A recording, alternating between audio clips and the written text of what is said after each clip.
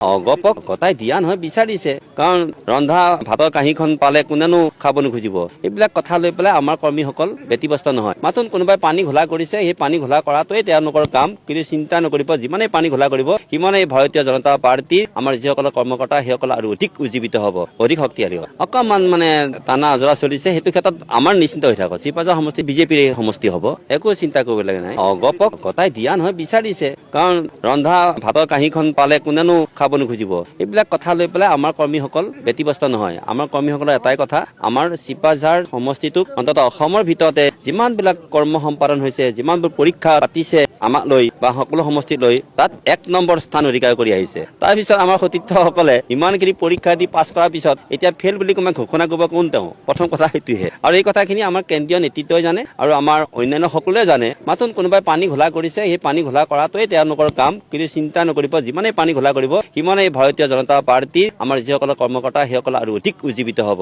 অধিক শক্তিশালী হ'ব দৰঙৰ প্ৰাৰ্থী ঘোষণা কৰা নকৰা বিষয়টো এটা মিততাৰ প্ৰশ্নত লৈ পেলাই অকণমান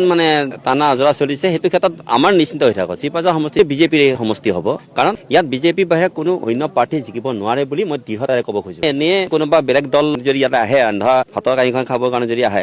মই ভাবো নোৱাৰিব উৎসাহিত হৈছে কিয় উৎসাহিত নহ'ব কোনোবাই ৰান্ধিছে ভাতৰ কাঁহীখন খাব পালে কোনো উৎসাহিত নহ'ব ভাই দেখে কথা